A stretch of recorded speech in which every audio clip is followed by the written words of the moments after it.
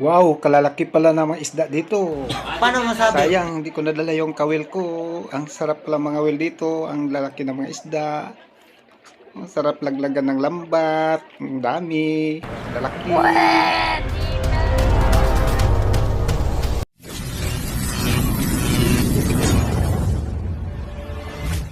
Ito yung Madre Dios Bantayan Island, Kuta Park mga kabro. Yan, ang daming mga tao na mamasyal. Yan o.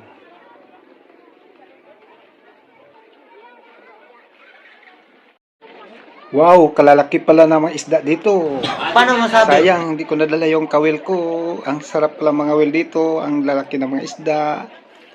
Ang sarap laglagan ng lambat. Ang dami. Lalaki.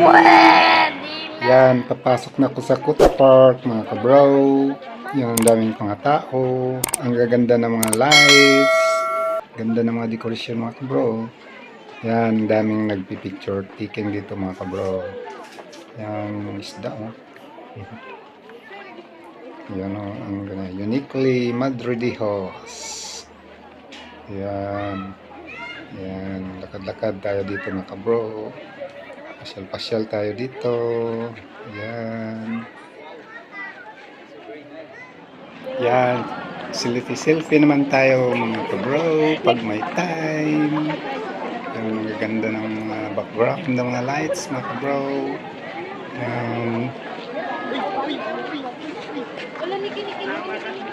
Ano bang klaseng isda to?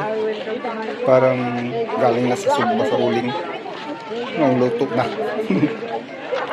Yan, tuloy tayo dito, mga kabro. Yan, tuloy tayo sa... Papasok pa tayo din sa loob. Yan, selfie-selfie sila, mga picture-picture. Yan, tuloy ka tayo papunta din sa baybayin, mga kabro. Doon sa dulo, tabing dagat kasi yan doon, mga kabro. May biwok-biwok doon. Yan. Lakad-lakad tayo. Nood-nood ng mga magagandang view. Yan.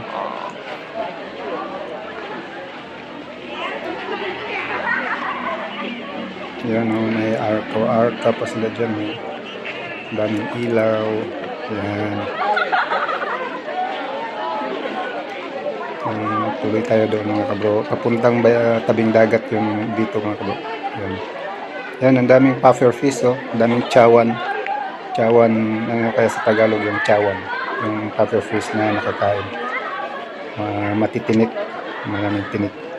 Oh my God! Wow! Yan, may mga butiti rin pala. May mga butiti rin na halo. Yung mga butiti. Yan na yung tabing dagat, mga kabro. Marami rin mga isda na display. Maganda dito kasi yung mga isda nandito na pala sa tabi. Wala na sa dagat.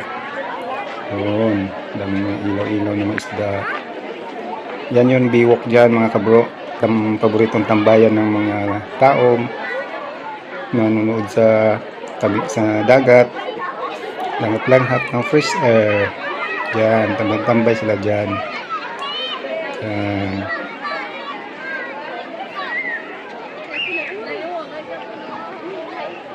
Yan, mga kabro. Yan ang bridge papunta doon sa lighthouse, mga kabro. Yan. Ito naman yung yung upuan dito sa Biwok, dito sa Kuta Park. Yung dagat na yung sa likod ng mga tao na yan. Yan.